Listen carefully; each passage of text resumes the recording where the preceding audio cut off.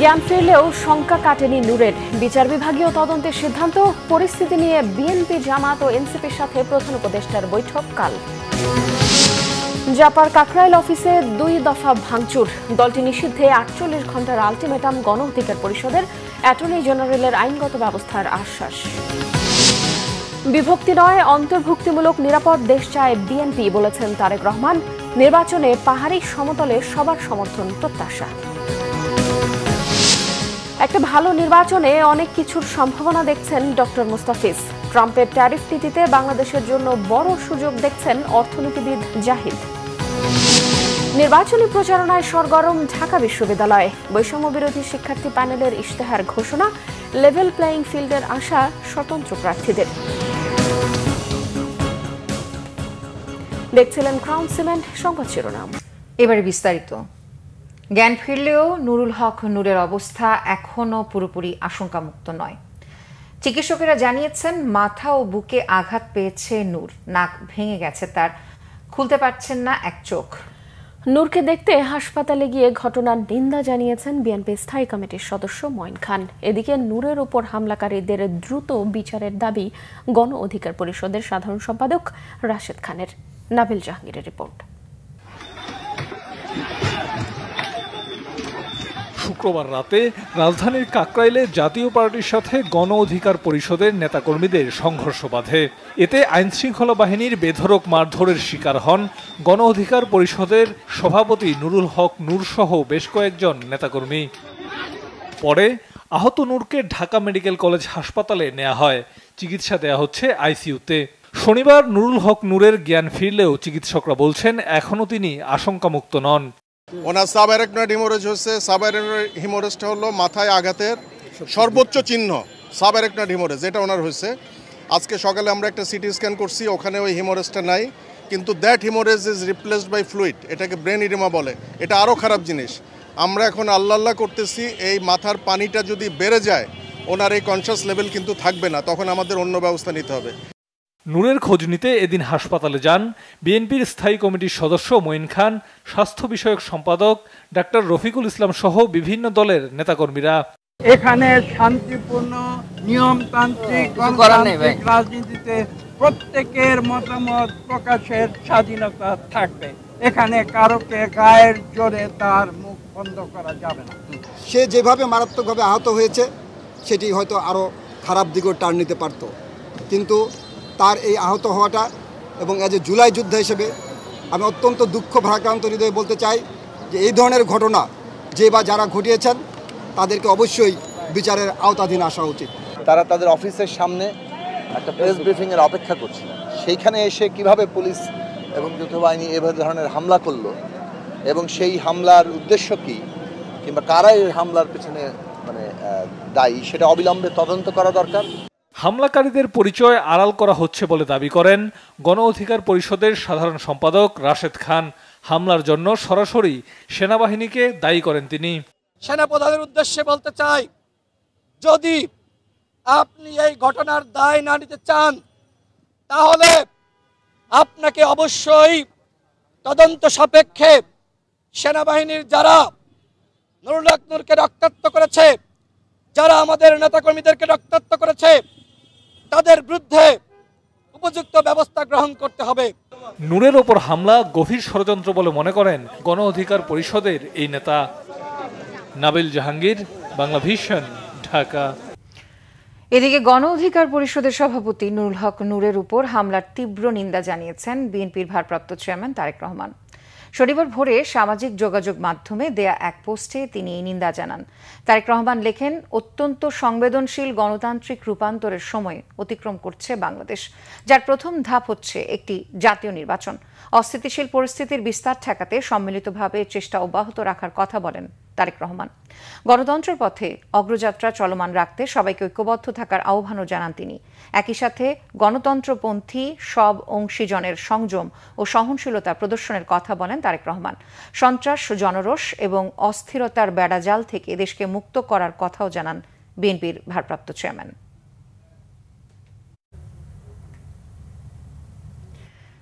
গণ অধিকার পরিষদের সভাপতি ডাকসুর সাবেক ভিপি নুরুল হক নূরের উপর হামলার ঘটনায় বিচার বিভাগীয় তদন্তের কথা জানিয়েছেন প্রধান উপদেষ্টা ডক্টর মোহাম্মদ ইউনূস। উদ্ভূত পরিস্থিতিতে প্রধান রাজনৈতিক দলগুলোর সাথে কাল আলোচনায় বসবেন প্রধান উপদেষ্টা। হামলায় জাতীয় পার্টির সম্পৃক্ততার বিষয়টিও খতিয়ে দেখবে তদন্ত কমিটি। তবে জাতীয় পার্টিকে নিষিদ্ধের দাবির বিষয়ে কোনো সিদ্ধান্ত হয়নি। যমুনায় প্রধান উপদেষ্টার সভাপতিত্বে অনুষ্ঠিত বৈঠকে এসব সিদ্ধান্ত হয় বলে ব্রিফিংয়ে জানান প্রধান উপদেষ্টার প্রেস সচিব। রকুনুজ্জামানের রিপোর্ট। গণ অধিকার পরিষদের শীর্ষ নেতা নুরুল হক নুরুর উপর রাষ্ট্রীয় বাহিনীর এমন হামলার ঘটনা নিয়ে শনিবার রাষ্ট্রীয় অতিথি ভবন যমুনায় প্রধান উপদেষ্টার সভাপতিত্বে একটি জরুরি বৈঠক অনুষ্ঠিত হয়। বৈঠক শেষে প্রধান উপদেষ্টার বাসভবন যমুনার সামনে ব্রিফিং করেন প্রধান উপদেষ্টার প্রেস সচিব শফিকুল আলম। জানান, ঘটনার বিচার বিভাগীয় তদন্তের সিদ্ধান্ত নিয়েছে সরকার। এই ঘটনার উপরে একটি জুডিশিয়াল তদন্তের সিদ্ধান্ত হয়েছে। এই তদন্ত জুডিশিয়াল ইম্পার্শিয়াল জুডিশিয়াল তদন্তটা করবেন হচ্ছে একজন হাইকোর্টের জাস্টিসের নেতৃত্বে এই তদন্ত হবে। কালকের ঘটনায় জাতীয় পার্টির কোনো রোল ছিল কিনা সেটা এই তদন্ত কমিটি খতিয়ে দেখবে। এছাড়া উদ্ভূত পরিস্থিতিতে গুরুত্বপূর্ণ রাজনৈতিক দলগুলোর সাথে রবিবার আলোচনায় বসবেন প্রধান উপদেষ্টা। আগামীকাল কিছু পার্টির সাথে রাজনৈতিক দলের সাথে আমাদের চিফ অ্যাডভাইজার বসবেন। 3টার সময় বিএনপির সাথে বর্তমান পরিস্থিতি এবং ইলেকশন নিয়ে আলাপ আলোচনা হবে। আগামীকাল 3টার সময় বিএনপির সাথে মিটিং আছে, 4:30টায় জামাত এবং সন্ধ্যা 6টায় এনসিপি। এটা স্ট্রংলি আমরা বলছি ইলেকশন ফেব্রুয়ারির প্রথমার্ধে হবে। এই কোনো শক্তি না এটা প্রতিহত করতে পারবে। এর আগে নুরুল হক নুরুর সাথে মোবাইলে কথাও বলেন প্রধান উপদেষ্টা প্রফেসর মোহাম্মদ ইউনূস। রকুনুজ্জামান, বাংলা ভিশন, ঢাকা। সন্ধ্যায় 2 দফা হামলা হয়েছে জাতীয় পার্টির কাকরাইল অফিসে। 48 ঘন্টার মধ্যে এই দলটিকে নিষিদ্ধের আলটিমেটাম দিয়েছে গণ অধিকার পরিষদ। নূরের উপর হামলার দায় নিয়ে স্বরাষ্ট্র উপদেষ্টার পদত্যাগও দাবি করেছেন এর সাধারণ সম্পাদক রাশেদ খান। এদিকে জাতীয় পার্টির মহাসচিব শামীম হায়দার পাটোয়ারি বলেছেন, তাদেরকে ফ্যাসিবাদের দোসর বানানোর কারণেই হোঁচট খাচ্ছে গণতন্ত্র। গেলমান শফি ও ফরুক বাবুকে সঙ্গে নিয়ে মোবাশ্বের আহমদের রিপোর্ট। গণ অধিকার পরিষদের সভাপতি নুরুল হক নুর সহ নেতাদের ওপর হামলার প্রতিবাদে বিক্ষোভ সমাবেশ ও প্রতিবাদ জানিয়েছে গণ অধিকার পরিষদ সহ বিভিন্ন ছাত্র সংগঠন।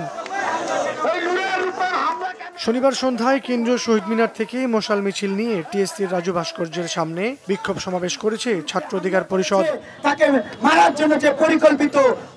সাবেক ডাকসু ভিপি নুরুর ওপর হামলার তীব্র নিন্দা জানানো হয় সমাবেশ থেকে। যে কারণে এমন নির্মমভাবে একজন জাতীয় নেতাকে এভাবে আক্রমণ করতে পারে। নুরুল হক নূরকে মেরে নাক ভেঙে চোয়াল ভেঙে তার মস্তিষ্কে রক্তক্ষরণ করে তাকে আইসিইউতে পাঠিয়ে আপনারা কিভাবে মব ভায়োলেন্স নিয়ন্ত্রণ করতেছেন? এর আগে সন্ধ্যায় কাকরাইলে জাতীয় পার্টির কেন্দ্রীয় কার্যালয়ে হামলা চালায় বিক্ষুব্ধরা। আগুন দেয় ভবনটির নিচতলায়। নুরুল হক নুরুর সন্ত্রাসী দোসররা তারা বারবার এসে আজকে আমাদের অফিসে এই অগ্নিসংযোগ করছে। এর আমরা নিন্দা জানাই। বিচার অবশ্যই চাই, সুষ্ঠু তদন্ত হোক, সেটা আমরা চাই। বিকালে রাজধানীর বিজয়নগরে সমাবেশ ও বিক্ষোভ মিছিল করে গণ অধিকার পরিষদ। এ সময় ফ্যাসিবাদ বিরোধী শক্তিগুলোর ঐক্য অটুট রাখার আহ্বান জানান দলটির নেতারা। এই ফ্যাসিবাদকে প্রতিহত করা, হাসিনাকে যেভাবে দিল্লি পাঠানো হয়েছে ঠিক একইভাবে হাসিনার ফ্যাসিবাদকে দিল্লি আমাদেরকে পাঠাতে হবে। এদিকে ভিপি নুরু আহতের ঘটনায় মর্মাহত বলে জানান জাতীয় পার্টির মহাসচিব ব্যারিস্টার শামীম হায়দার পাটোয়ারি। পার্টির কাকরাইল কার্যালয়ে সংবাদ সম্মেলনে দলের অবস্থান জানান তিনি। সেনাবাহিনী এসে আমাদেরকে বলে 5 মিনিটের মধ্যেই আপনারা পার্টি অফিসের ভিতরে ঢুকে যান। আমরা বলি আমাদের অফিসে আগুন দিলে কি হবে? সেনাবাহিনী বলে আমরা সেটা দেখব। এক পর্যায়ে আমরা দেখতে পারি, শুনতে পারি তারা সেনাবাহিনীর উপর চড়াও হয়ে সেনাবাহিনীরও কিছু সদস্যকে আঘাতপ্রাপ্ত করে। এভাবে আঘাত করা রাষ্ট্রদ্রোহিতার শামিল। বিকেলে জাতীয় পার্টির এই কার্যালয়ে পূর্ব ঘোষিত কর্মসূচিতে থাকার কথা থাকলেও নিরাপত্তার কারণে আসেননি চেয়ারম্যান জিএম কাদের। মোবাশ্বের আহমেদ, বাংলা ভিশন, ঢাকা। জাতীয় পার্টি নিষিদ্ধের দাবির বিষয়ে যাচাই বাছাই করে আইনগত পদক্ষেপ নেওয়া হবে জানিয়েছেন অ্যাটর্নি জেনারেল মোহাম্মদ আসাদুজ্জামান। দুপুরে ঝিনাইদহে জাতীয় বিশ্ববিদ্যালয়ের আঞ্চলিক কার্যালয় উদ্বোধন শেষে তিনি কথা বলেন। অ্যাটর্নি জেনারেল বলেন, জাতীয় পার্টি 1982 সাল থেকে 90 সাল পর্যন্ত মানুষের রক্তের সাথে বেইমানি করেছে।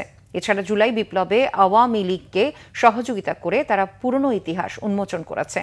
গণ অধিকার পরিষদের সভাপতি নুরুল হক নূরের উপর হামলা সুগভীর ষড়যন্ত্র ও চক্রান্তের একটি অংশ বলেও মনে করেন অ্যাটর্নি জেনারেল।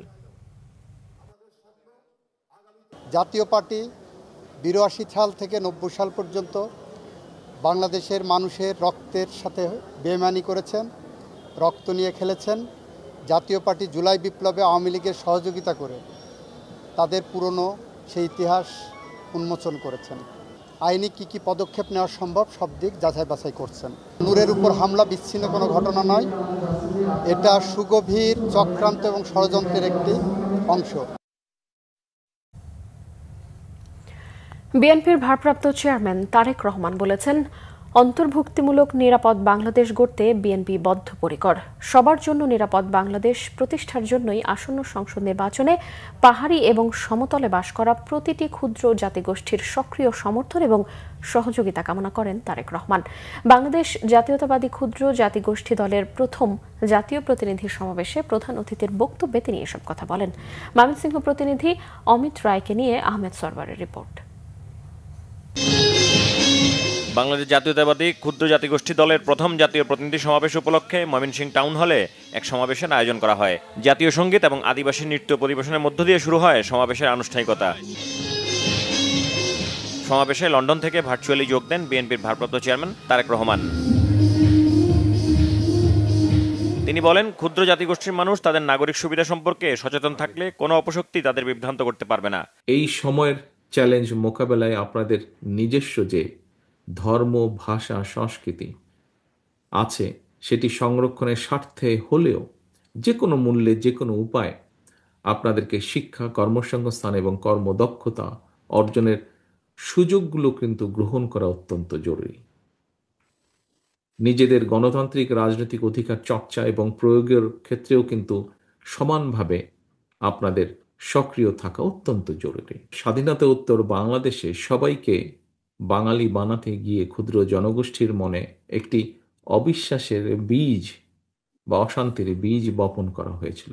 কিন্তু পরবর্তীতে আমরা দেখেছি স্বাধীনতার ঘোষক শহীদ রাষ্ট্রপতি জিয়াউর রহমান বাংলাদেশি জাতীয়তাবাদ প্রতিষ্ঠার মাধ্যমে ক্ষুদ্র জনগোষ্ঠীর মন থেকে সেই অবিশ্বাস বা কষ্টটি দূর করতে সক্ষম হয়েছিলেন। বিএনপির দৃষ্টিভঙ্গি হচ্ছে ভাষা, গোত্র, বর্ণ কিংবা দলমত, ধর্ম, দর্শন যার যার, প্রিয় মাতৃভূমি বাংলাদেশ সবার আমাদের। তারেক রহমান বলেন, সকলকে নিয়ে রেইনবো নেশন গড়ে তুলতে চায় বিএনপি। আগামী নির্বাচনে দলের জন্য ভোট চান বিএনপির ভারপ্রাপ্ত চেয়ারম্যান। বিএনপি বিশ্বাস করে বাংলাদেশ শুধু বাঙালির নয়, ভিন্ন ভাষাভাষী ক্ষুদ্র জনগোষ্ঠী বৈধভাবে বাংলাদেশে বসবাসকারী এই বাংলাদেশ সবার।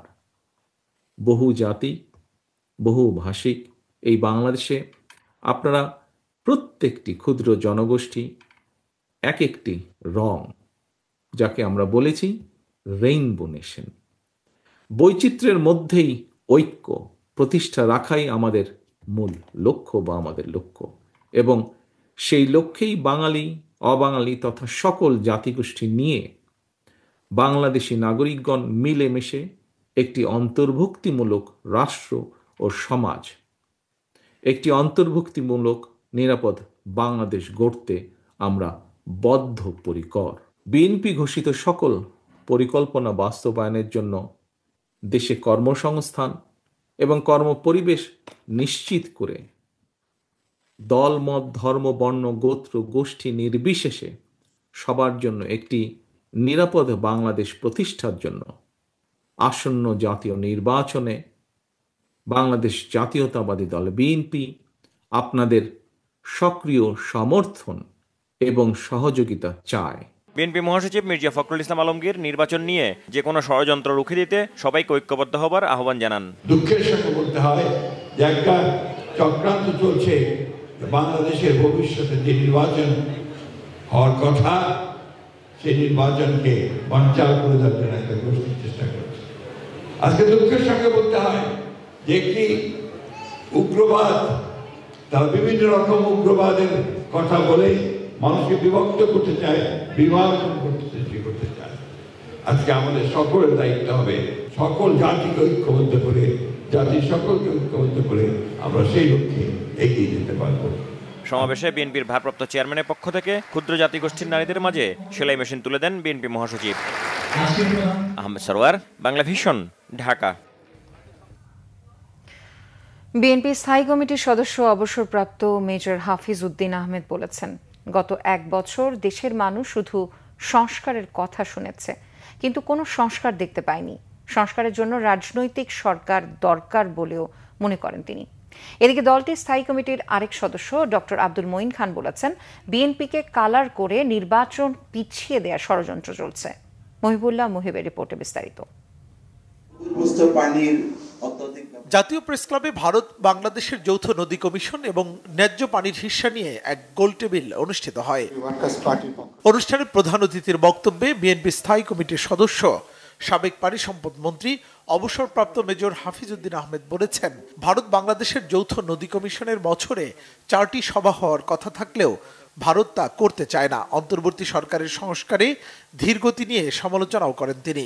বাংলাদেশে একটি অন্তর্বর্তীকালীন সরকার 1 বছর পার করেছে, আমি তো একটা সংস্কারও দেখিনি। এখন রোজ সংস্কার সংস্কার সংস্কার, টেলিভিশন খুললেই সংস্কার। তো এই 1 বছরে তো কোনো সংস্কার হলো না। তো সংস্কার উদ্যোক্তারা কি সংস্কার করেছেন? তারা বলেছেন 53 বছর তো রাজনৈতিক দল ক্ষমতায় ছিল, তারা কিছুই করতে পারে নাই। গুড, কিছুই করতে পারে নাই। আপনারা তো 1 বছর ছিলেন, কোনো একটা সংস্কার তো শুরুই করতে পারেন নাই, কেবল আলাপ আলোচনা।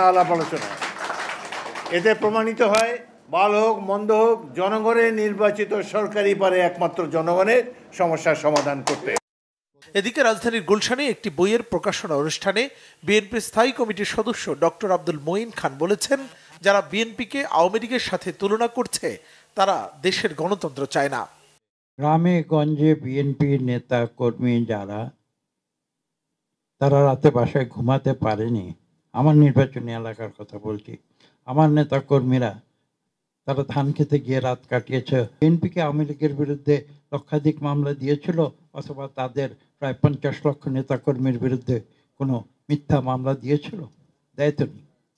তাহলে কিভাবে বিএনপি আওয়ামী লীগ মুদ্রার এপিঠ ও পিঠ হলো?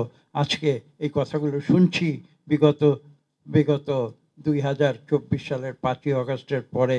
এই যে আজকে সরকার যারা করেছেন, অথবা সরকারের সঙ্গে যারা রয়েছেন, আমি কারো নাম করতে চাই না, তারা যে অভিযোগগুলি আনছেন বা মিথ্যা ফানুস যারা উড়াচ্ছেন, এবং যারা এই কারণে এই দেশকে গণতন্ত্রায়নের প্রক্রিয়া বিলম্বিত করছে। অন্যদিকে জাতীয় প্রেস ক্লাবে অপর এক আলোচনা অনুষ্ঠানে অংশ নিয়ে বিএনপির স্থায়ী কমিটির সদস্য বেগম সেলিমা রহমান বলেছেন, বিএনপির বিরুদ্ধে চক্রান্ত শুরু হয়েছে, জনগণের অধিকার আদায়ে নির্বাচনের বিকল্প নেই। আজকে কয়েকটি রাজনৈতিক দল আবার চেষ্টা করছে নির্বাচনকে বানচাল করা।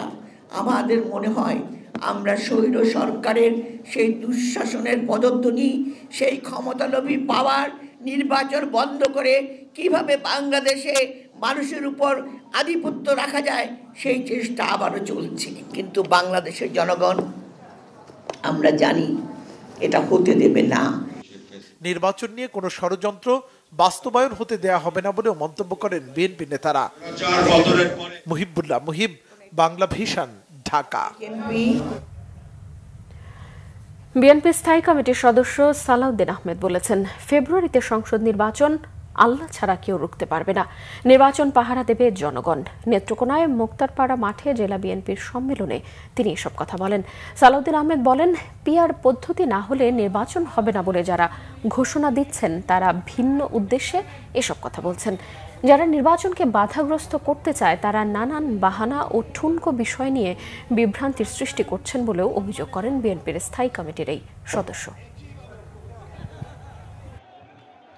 যারা বলছে পিআর চাই উচ্চ কক্ষে নিম্ন কক্ষে, তারা তাদের ভিন্ন উদ্দেশ্য নিয়ে কথা বলছে। একটি রাজনৈতিক দলের একটি সংবাদ সম্মেলন লক্ষ্য করলাম, যদি পিআর পদ্ধতির ইলেকশন না হয় তারা নাকি বাংলাদেশে নির্বাচন করতে দেবে না। আমি আজকে আপনাদের সামনে ঘোষণা দিচ্ছি, আগামী 2026 ইংরেজি সনের ফেব্রুয়ারির প্রথমার্ধে রমজান শুরু হওয়ার সপ্তাহখানেক আগে বাংলাদেশের আগামী জাতীয় সংসদ নির্বাচন হবে ইনশাআল্লাহ। সেই নির্বাচন কেউ রুখতে পারবে না, সেই শক্তি কারো নাই, একমাত্র আল্লাহ রাব্বুল আলামিন ছাড়া। অর্থনীতিবিদ ডক্টর জাহিদ হোসেন বলেছেন, বাংলাদেশের অর্থনীতির জন্য ট্রাম্পের ট্যারিফ নীতি বড় সুযোগ তৈরি করেছে। এতে চলতি বছরই চীন ও ভারতের $2.32 বিলিয়ন তৈরি পোশাকের বাজার নেবার সম্ভাবনা তৈরি হয়েছে। রাজধানীর বিজয়নগরে আয়োজিত এক আলোচনা অনুষ্ঠানে এসব কথা বলেন তিনি। ডক্টর জাহিদ হোসেন বলেন, তুলনামূলক বিচারে গত বছরের চেয়ে চলতি অর্থ বছরে সার্বিক অর্থনীতি এখন কিছুটা স্বস্তিদায়ক। আগের চেয়ে মূল্যস্ফীতি কমেছে, ডলারের মূল্য স্থিতিশীল আছে। তবে এই সময়ে রফতানি আয় ও রেমিটেন্স প্রবাহ বাদে অর্থনীতিতে তেমন উল্লেখযোগ্য উন্নতি হয়নি। তার মতে বাংলাদেশ মধ্য আয়ের ফাঁদে পড়েছে। এ কারণে হতাশাজনকভাবে হতদরিদ্রের সংখ্যা বাড়ছে। ব্যাংক খাতের দুর্দশা কাটেনি, তবে লুটপাট কমেছে বলে মনে করেন বিশ্বব্যাংকের সাবেক লিড ইকোনমিস্ট। এ সময় ইন্টারন্যাশনাল চেম্বার অব কমার্স ICCর সভাপতি মাহবুব রহমান বলেন, সমাজে বৈষম্য কমাতে সরকারের উদ্যোগই এখন সবচেয়ে জরুরি। আমেরিকান বাজারে 187 থেকে 232 কোটি ডলার মতো এক্সট্রা এক্সপোর্ট আমরা এই বছর পেতে পারি। তার মধ্যে ভারত থেকে হলো 120 থেকে 260, আর চায়না থেকে হলো 74 মিলিয়ন থেকে, এটা ছোট, চায়না থেকে এটা খুব বড় না, 74 মিলিয়ন থেকে না 7 মিলিয়ন থেকে 25 মিলিয়ন ডলার। স্বল্পোন্নত দেশের তালিকা থেকে বের হওয়ার ক্ষেত্রে তথ্য উপাত্তের ঘাটতি পুনর্মূল্যায়ন হওয়া দরকার বলে মনে করেন সিপিডির সম্মানীয় ফেলো ডক্টর মুস্তাফিজুর রহমান। তিনি বলেন, একটা ভালো নির্বাচন অনেক ভালো নিশ্চয়তা দিতে পারে, এর সাথে যুক্ত করতে হবে সংস্কারকে।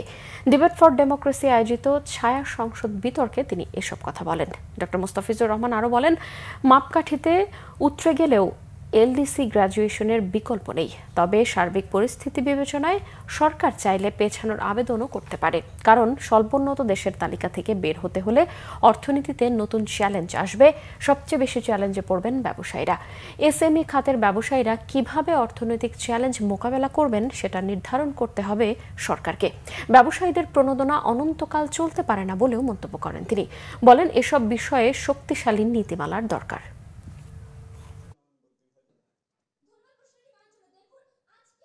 সরকারের যেদিন পতন হয় সেদিন আমাদের হিসাব ছিল 1,22,000 কোটি টাকা হলো আমাদের খেলাপি ঋণ।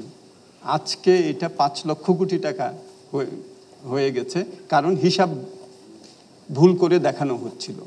সো এখন আমরা এই খাতে শৃঙ্খলা আনার জন্য প্রথমত তথ্য উপাত্তের স্পষ্টতা আনার চেষ্টা করছি।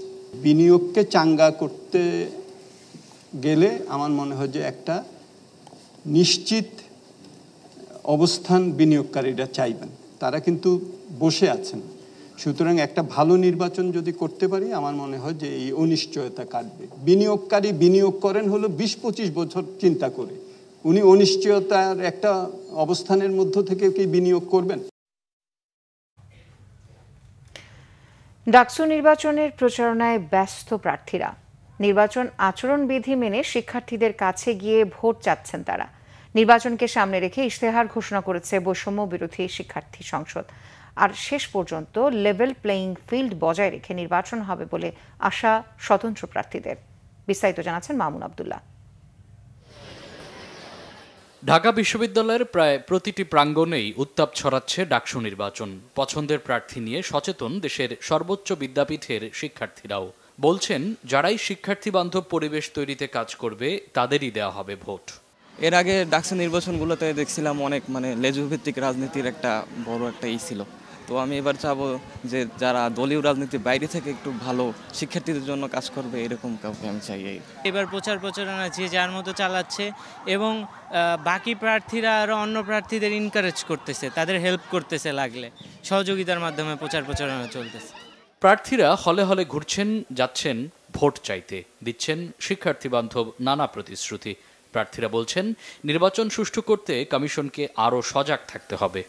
পরিবেশ আলহামদুলিল্লাহ স্থিতিশীলই আছে, আমরা সবাই প্রচার প্রচারণা করতে পারতেছি। আমাদের যা আছে যারা সম্পাদকীয় পোস্ট হোক বা ভিপি, জিএস, এজিএস, তারাও আমরা আলহামদুলিল্লাহ ভালোভাবে প্রচার প্রচারণা করতে পারতেছি।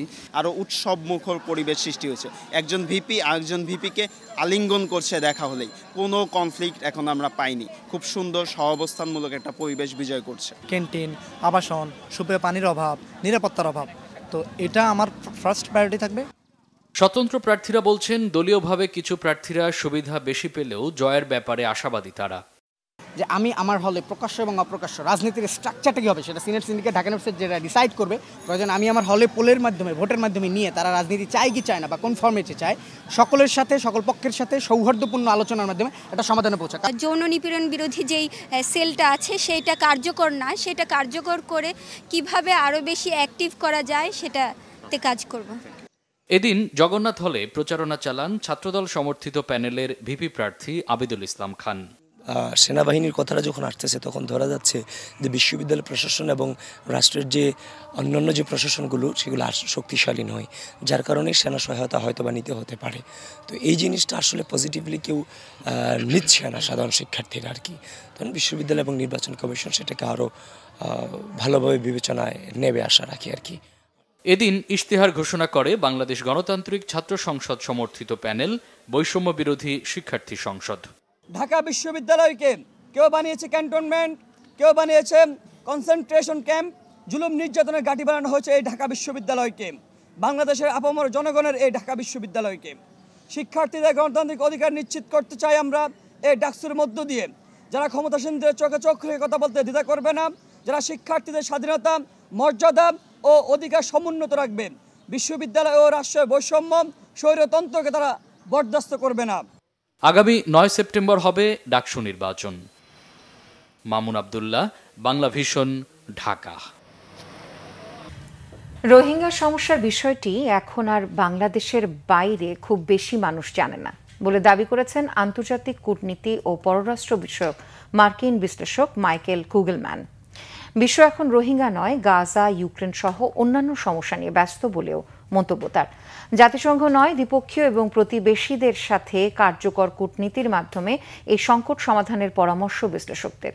রিপোর্ট করেছেন ইমরুল কায়েস। গত 8 বছর ধরে 12-13 লাখ রোহিঙ্গার বোঝা বইতে হচ্ছে বাংলাদেশকে। বিভিন্ন আন্তর্জাতিক ফোরামে এই সংকটের বিষয়টি বাংলাদেশ তুলে ধরছে, কিন্তু তা কতটা কাজে আসছে? এই সংকটের দিকে সত্যি কি নজর আছে আন্তর্জাতিক সম্প্রদায়ের? রাজধানীর একটি হোটেলে অনুষ্ঠিত হল রোহিঙ্গা বিষয়ক সেমিনার। এতে আন্তর্জাতিক পররাষ্ট্রনীতি বিষয়ক বিশ্লেষক মাইকেল কুগেলম্যান বলেন, রোহিঙ্গাদের ত্রাণ সহায়তা কমা বিশ্ব সম্প্রদায়ের নজর থেকে সরে যাওয়াই রোহিঙ্গা সংকটের বড় চ্যালেঞ্জ। বাংলাদেশের বাইরে খুব বেশি মানুষ রোহিঙ্গা সমস্যা নিয়ে অবগত নয়। বিশ্ব গাজা, ইউক্রেন সহ অন্যান্য সমস্যা নিয়ে ব্যস্ত। জাতিসংঘ, ত্রাণ সহায়তাকারী ও দাতা গোষ্ঠীরাই কেবল এই সমস্যা সম্পর্কে অবগত। ট্রাম্প প্রশাসনের নীতির কারণে রোহিঙ্গারা সহায়তা থেকে বঞ্চিত হচ্ছে। এ সংকট সমাধানে প্রধান উপদেষ্টা ডক্টর মোহাম্মদ ইউনূসের ভাবমূর্তি কাজে লাগানোর পরামর্শ দেন তিনি। ডক্টর মোহাম্মদ ইউনূস ব্যক্তিগত ভাবমূর্তি নিয়ে রোহিঙ্গা সংকটে বিশ্ব সম্প্রদায়ের মনোযোগ আকর্ষণ করতে পারে। ভূরাজনৈতিক নিরাপত্তার স্বার্থে সম্পৃক্ত করে রোহিঙ্গা সংকট সমাধান করতে হবে। রোহিঙ্গাদের ফেরত পাঠাতে বিশ্ব সম্প্রদায়ের চেয়ে প্রতিবেশী দেশগুলোর সাথে জোরালো কূটনৈতিক পদক্ষেপ নেওয়ার আহ্বান বক্তাদের। জাতিসংঘে রোহিঙ্গা সংকটের সমাধান হবে না, কারণ জাতিসংঘ আজ পর্যন্ত কোনো রেজুলেশন বাস্তবায়ন করতে পারে নাই। দ্বিপক্ষীয় কূটনীতি এবং প্রতিবেশীদের সাথে নিয়ে আঞ্চলিকভাবে এই সংকটের সমাধান করতে হবে। সাসাকা পিস ফাউন্ডেশন এ সেমিনারের আয়োজন করে। রোহিঙ্গা সংকট নিয়ে আলোচনা অব্যাহত রাখতে হবে। ডক্টর মোহাম্মদ ইউনূসের ইমেজ ব্যবহার করে এই সংকট আন্তর্জাতিক ফোকাসে আনা যাবে, এটা আশার দিক। ইমরুল কায়েস, বাংলা ভিশন, ঢাকা। কক্সবাজারের কোনো হোটেল মোটেল নদী ও সাগরের পরিবেশ দূষণ করলে শুধু জরিমানা না করে বন্ধ করে দেয়া হবে বললেন নৌপরিবহন উপদেষ্টা ব্রিগেডিয়ার জেনারেল অবসরপ্রাপ্ত ডক্টর মোহাম্মদ সাখাওয়াত হোসেন। দুপুরে কক্সবাজার সার্কিট হাউসের সম্মেলন কক্ষে বাকখালী নদী দখলমুক্ত করতে বিশেষ সমন্বয় সভা শেষে সাংবাদিকদের সাথে আলাপকালে তিনি এসব কথা বলেন। আরও বলেন, হাইকোর্টের পূর্ণাঙ্গ রায় হাতে পাওয়ার পর বাঁকখালী নদীর দখলদারদের সমন্বিত তালিকা করে উচ্ছেদ করা হবে। নৌ পরিবহন উপদেষ্টা বলেন, কক্সবাজারে প্রচুর হোটেল মোটেল রয়েছে। এসব হোটেল মোটেলের বর্জ্য চলে যাচ্ছে বাঁকখালী নদীতে অথবা সাগরে। পরিবেশ মন্ত্রণালয় শুধু তাদের জরিমানা করে ছেড়ে দিচ্ছে, এতে কোনো কাজ হচ্ছে না বলেও মন্তব্য তার।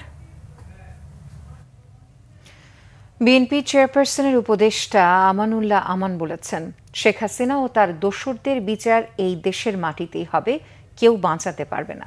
সকালে মেহেরপুর সরকারি কলেজ মাঠে জেলা বিএনপি সম্মেলনে তিনি এসব কথা বলেন। খুলনা বিভাগীয় সম্মেলন কমিটির আহ্বায়ক আমান আরও বলেন, এই সরকার আওয়ামী লীগ ও ছাত্রলীগের রাজনীতি নিষিদ্ধ করেছে।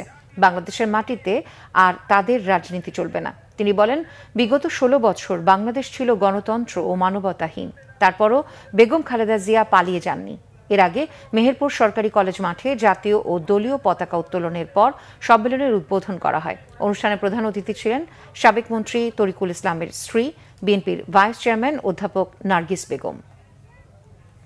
শেখ হাসিনা তার গোষ্ঠী সহ পালিয়ে গিয়েছে বাংলাদেশের মাটি থেকে, কারণ তার ভিতরে ভয় হাজার হাজার ছাত্র জনতাকে হত্যা করেছে, গুম করেছে, নেতৃবৃন্দকে 57 জন সেনা কর্মকর্তাকে হত্যা করেছে। সে জানে সে যদি থাকে তার বিচার হবে। শেখ হাসিনা এবং শেখ হাসিনার দোসরদের এই বাংলাদেশের মাটিতে আইন অনুযায়ী বিচার অনুযায়ী ফাঁসি হবে। ধানের শীষে ভোট দিতে এলাকার নারী পুরুষ সহ সকল শ্রেণীর মানুষ উন্মুখ হয়ে আছে বলে মন্তব্য করেছেন ঢাকা মহানগর দক্ষিণ যুব দলের সদস্য সচিব রবিউল ইসলাম নয়ন। শনিবার মাগুরার মোহাম্মদপুর উপজেলার 7 নম্বর পলাশবাড়িয়া ইউনিয়ন বিএনপির কর্মী সমাবেশে প্রধান অতিথির বক্তব্যে রবিউল ইসলাম নয়ন এসব কথা বলেন। তিনি বলেন, নির্বাচনকে সামনে রেখে সারা দেশে ধানের শীষের পক্ষে গণজোয়ার তৈরি হয়েছে। ডাকসুর সাবেক ভিপি নুরুল হক নূরের উপর হামলার তীব্র নিন্দা ও প্রতিবাদ জানান রবিউল ইসলাম নয়ন। কর্মী সমাবেশে সভাপতিত্ব করেন মাগুরা জেলা বিএনপির সদস্য জাহাঙ্গীর আলম খান বাচ্চু। উপস্থিত ছিলেন বিএনপির নেতা মিজানুর রহমান কাবুল, স্বেচ্ছাসেবক দলের নেতা জহুরুল হক, নহাটা ইউনিয়ন বিএনপির সভাপতি সৈয়দ আখতারুজ্জামান সহ অন্যান্যরা।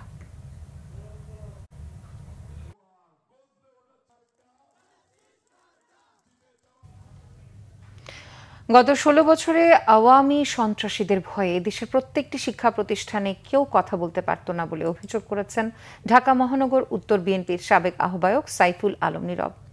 রাজধানীর তেজগাঁও শিল্পাঞ্চল থানার মত বিনিময় সভায় এই অভিযোগ করেন তিনি।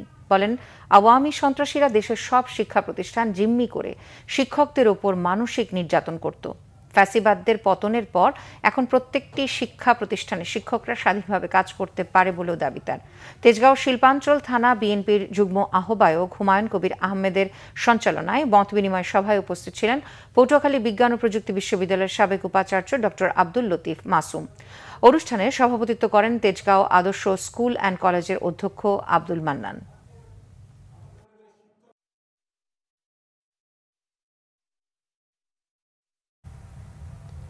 এবার আরো কিছু খবর নিয়ে একটি ডেস্ক রিপোর্ট। বিএনপির যুগ্ম মহাসচিব ও নরসিংদী জেলা বিএনপির সভাপতি খায়রুল কবির খোকন বলেছেন, জামায়াতে ইসলামী মুনাফেক। বিএনপির আশ্রয় থেকে তারা আজ বিএনপির বিরুদ্ধে কথা বলে। ধানের শীষ নিয়েই জামায়াত মন্ত্রী হয়েছিল বলে মন্তব্য করেন তিনি। বিএনপির ৪৭তম প্রতিষ্ঠা বার্ষিকী উদযাপনে জেলা বিএনপির কার্যালয়ে মাধবদী শাখা আয়োজিত প্রস্তুতি সভায় প্রধান অতিথির বক্তব্যে তিনি এসব কথা বলেন। মাধবদী পৌরসভা বিএনপির সভাপতি আমানুল্লাহ আমানের সভাপতিত্বে খায়রুল কবির খোকন আরও বলেন, ৭১ মানবতা বিরোধী অপরাধের কারণে তারা জাতির কাছে এখনো ক্ষমা চায়নি। সুন্নি মতাদর্শী 3টি নিবন্ধিত রাজনৈতিক দলের সমন্বয়ে বৃহত্তর সুন্নি জোট আত্মপ্রকাশ করেছে। জাতীয় প্রেস ক্লাবে আয়োজিত সংবাদ সম্মেলনে বাংলাদেশ ইসলামী ফ্রন্ট, ইসলামিক ফ্রন্ট বাংলাদেশ ও বাংলাদেশ সুপ্রিম পার্টি বিএসপি এর সমন্বয়ে এই জোট ঘোষণা করা হয়। সংবাদ সম্মেলনে সুন্নি জোটের নেতারা জুলাই হত্যাকাণ্ডের সাথে জড়িতদের দৃষ্টান্তমূলক শাস্তি, শহীদদের পরিবারকে ক্ষতিপূরণ ও পুনর্বাসন এবং আহতদের উন্নত চিকিৎসা নিশ্চিত সহ বেশ কয়েকটি দাবি জানানো হয়। আল আরাফা ইসলামী ব্যাংক 11তম বাংলাদেশ জুনিয়র সায়েন্স অলিম্পিয়াড 2025-এর আঞ্চলিক পর্ব হয়েছে চট্টগ্রামে। শনিবার চট্টগ্রামের সিডিএ পাবলিক স্কুল অ্যান্ড কলেজে চট্টগ্রাম অঞ্চলের সহস্রাধিক শিক্ষার্থী এই অলিম্পিয়াডে অংশ নেয়। সারা দেশ থেকে নির্বাচিত শিক্ষার্থীরা বিডিজেএসও এর জাতীয় পর্বে অংশগ্রহণ করবে। আয়োজনে উপস্থিত ছিলেন আল আরাফা ইসলামী ব্যাংকের এক্সিকিউটিভ ভাইস প্রেসিডেন্ট ও চট্টগ্রাম জোনাল হেড জামশেদ আহমেদ চৌধুরী, চট্টগ্রাম প্রকৌশল ও প্রযুক্তি বিশ্ববিদ্যালয়ের গণিত বিভাগের অধ্যাপক ডক্টর উজ্জ্বল কুমার দেব, চট্টগ্রাম বিশ্ববিদ্যালয়ের জেনেটিক ইঞ্জিনিয়ারিং অ্যান্ড বায়োটেকনোলজি বিভাগের অধ্যাপক ডক্টর আদনান মান্নান, চট্টগ্রাম মেডিকেল কলেজের ডায়াবেটিস ও হরমোন বিভাগের প্রধান অধ্যাপক ডাক্তার ফারহানা আক্তার সহ অনেকে। নারায়ণগঞ্জ 5 আসনের সীমানা নিয়ে ষড়যন্ত্রের প্রতিবাদ ও নিজের প্রার্থিতা ঘোষণা করে সংবাদ সম্মেলন করেছেন যুবদলের কেন্দ্রীয় কমিটির সাবেক সহ-সভাপতি বিএনপি নেতা গোলাম মোস্তফা সাগর। দুপুরে বন্দর প্রেস ক্লাবে সংবাদ সম্মেলনে তিনি বলেন, যেভাবে নারায়ণগঞ্জ 5 আসন নতুন করে সীমানা নির্ধারণ করা হয়েছে তা দুঃখজনক। আগে যেভাবে ছিল ঠিক সেভাবেই শহর ও বন্দর নিয়ে নারায়ণগঞ্জ 5 আসন যেন গঠিত হয় সেই দাবি জানান তিনি। বিএনপির ভারপ্রাপ্ত চেয়ারম্যান তারেক রহমানের রাষ্ট্র কাঠামো মেরামতের 31 দফা বাস্তবায়নে উঠান বৈঠক হয়েছে সাভারে। সাভার ইউনিয়নের দেওগাঁও এলাকায় আয়োজিত অনুষ্ঠানে প্রধান অতিথি ছিলেন ঢাকা জেলা যুবদলের সাধারণ সম্পাদক মোহাম্মদ আইয়ুব খান। সভাপতিত্ব করেন সাভার থানা বিএনপির সাবেক সহ-সভাপতি আরফান আলী। বৈঠকে বিএনপি, যুবদল, স্বেচ্ছাসেবক দল, ছাত্রদল ও অঙ্গ সংগঠনের স্থানীয় নেতাকর্মীরা অংশ নেন। কুমিল্লার নাঙ্গলকোট উপজেলার বক্সগঞ্জ ইউনিয়নের আলিয়ারা গ্রামে আলাউদ্দিন মেম্বার হত্যা মামলায় মূল আসামিদের গ্রেফতারের দাবিতে মানববন্ধন হয়েছে। গ্রামের বিভিন্ন শ্রেণী পেশার মানুষ মানববন্ধনে অংশ নেন। অবিলম্বে আসল হত্যাকারীদের গ্রেফতার ও দৃষ্টান্তমূলক শাস্তির দাবি জানান তারা। অভিযোগ করেন, এলাকার নিরীহ সাধারণ মানুষকে হয়রানি করার উদ্দেশ্যে একাধিক মিথ্যা মামলা করা হয়েছে। খাগড়াছড়িতে মাসব্যাপী তাঁতবস্ত্র প্রদর্শনী ও কুটির শিল্প মেলা চলছে। স্থানীয় টাউন হল চত্বরে আগামী অক্টোবরের প্রথম সপ্তাহ পর্যন্ত এই মেলা চলবে। মেলার আয়োজক তাঁতি সমিতির সভাপতি মোহাম্মদ হাসান আলী জানান, বাংলাদেশ তাঁত বোর্ড ও বস্ত্র ও পাট মন্ত্রণালয়ের আয়োজনে মেলায় দেশীয় উদ্যোক্তাদের পণ্যের বাজার বাড়াতে এমন আয়োজন। মেলায় হস্তকুটির ও বস্ত্রশিল্প সহ বিভিন্ন পণ্যের 40টি স্টল অংশ নিয়েছে। Bangla vision news desk. বিএনপির সহ গণশিক্ষা বিষয়ক সম্পাদক আনিসুর রহমান তালুকদার খোকন বলেছেন, যদি ভালো একটি নির্বাচন হয় এবং ভোট দিয়ে মানুষ বিএনপিকে ক্ষমতায় আনলে তারেক রহমান সবার পাশে থাকবেন, তাতে শহীদ পরিবারের কেউ অবহেলিত থাকবে না। শনিবার দুপুরে মাদারীপুরের ডাসার উপজেলা বিএনপির আয়োজনে জুলাই আন্দোলনের শহীদদের স্মরণে এবং আহতদের দ্রুত সুস্থতা কামনায় দোয়া মাহফিলে প্রধান অতিথির বক্তব্যে তিনি কথা বলেন। খোকন তালুকদার আরও বলেন, বিএনপি সবসময় শহীদ পরিবারের পাশে থাকবে। আমরা সংবাদ শেষ করব, তার আগে ক্রাউন সিমেন্ট শিরোনামগুলো জানিয়ে দিচ্ছি আরো একবার। জ্ঞান ফিরলেও শঙ্কা কাটেনি নূরের, বিচার বিভাগীয় তদন্তের সিদ্ধান্ত। পরিস্থিতি নিয়ে বিএনপি, জামায়াত, এনসিপির সাথে প্রধান উপদেষ্টার বৈঠক কাল। জাপার কাকরাইল অফিসে 2 দফা ভাঙচুর, দলটি নিষিদ্ধে 48 ঘন্টার আলটিমেটাম গণ অধিকার পরিষদের। অ্যাটর্নি জেনারেল আইনগত ব্যবস্থার আশ্বাস। বিভক্তি নয়, অন্তর্ভুক্তিমূলক নিরাপদ দেশ চায় বিএনপি, বলেছেন তারেক রহমান। নির্বাচনে পাহাড়ি সমতলের সবার সমর্থন প্রত্যাশা। একটি ভালো নির্বাচনে অনেক কিছু সম্ভাবনা দেখছেন ডক্টর মুস্তাফিজ। ট্রাম্পের ট্যারিফ নীতিতে বাংলাদেশের জন্য বড় সুযোগ দেখছেন অর্থনীতিবিদ জাহিদ। নির্বাচনী প্রচারণায় সরগরম ঢাকা বিশ্ববিদ্যালয়। বৈষম্য বিরোধী শিক্ষার্থী প্যানেলের ইশতেহার ঘোষণা, লেভেল প্লেইং ফিল্ডের আশা স্বতন্ত্র প্রার্থীদের। এই ছিল এখনকার মতো, পরের সংবাদ রাত 1টায় দেখার আমন্ত্রণ রইল। এছাড়াও বাংলা ভিশন সংবাদ ও সংবাদ সংশ্লিষ্ট অনুষ্ঠান দেখতে ভিজিট করুন www.bbnews24.com ও facebook.com/banglavisionnews এবং সাবস্ক্রাইব করুন youtube.com/banglavisionnews। এতক্ষণ সঙ্গে থাকায় ধন্যবাদ সবাইকে। শুভরাত্রি।